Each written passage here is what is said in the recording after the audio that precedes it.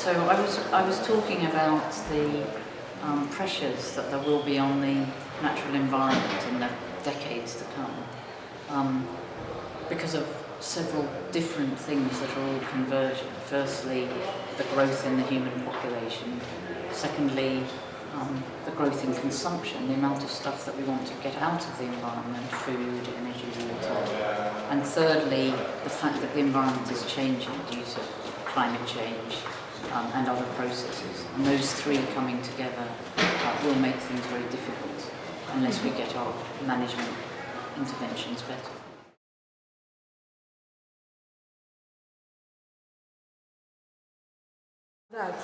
That they are part of the natural world. No, I don't think. I think people increasingly draw a distinction between the natural world and the world that they live in. And part of my point in the talk was to illustrate the fact that we are really dependent on the world's ecosystems. I don't find the division into natural and unnatural to be helpful at all. I think we are all part of the environment, and we all have to respect environmental limits if everyone's going to live a sustainable life.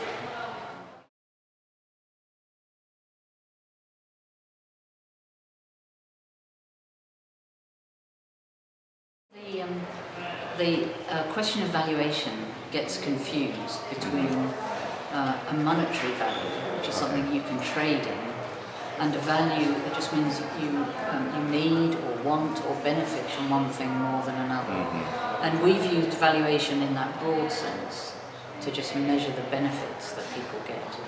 Sometimes you can put a monetary value on it, sometimes there are markets. Mm-hmm. But valuing something just helps you make better decisions. Mm-hmm. It enables you to trade off strategy A against strategy B if strategy A provides more benefit. Okay. And that's what we mean by valuation.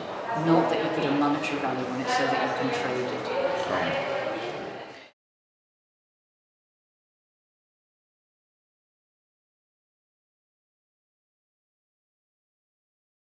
No, I don't actually.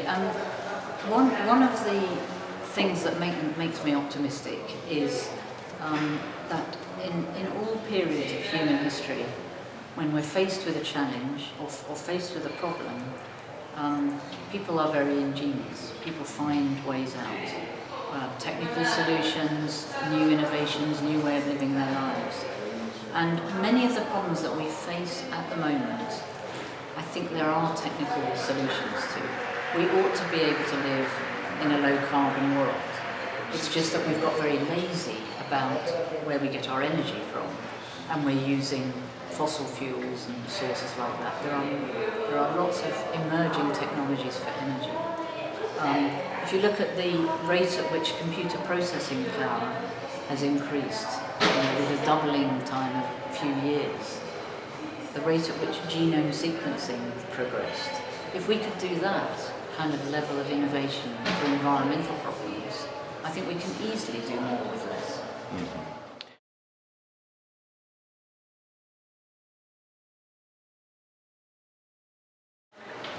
I don't think they should be activists. I think ecologists shouldn't be lobbyists. Mm-hmm. They shouldn't be campaigning.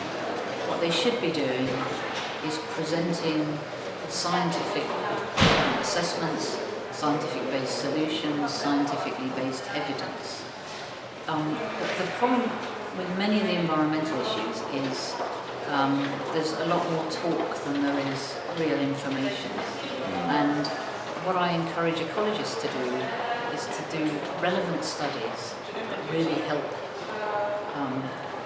understand problems and provide solutions.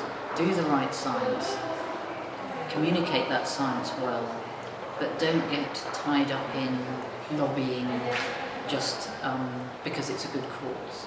Mm-hmm. They can do that in their spare time as well.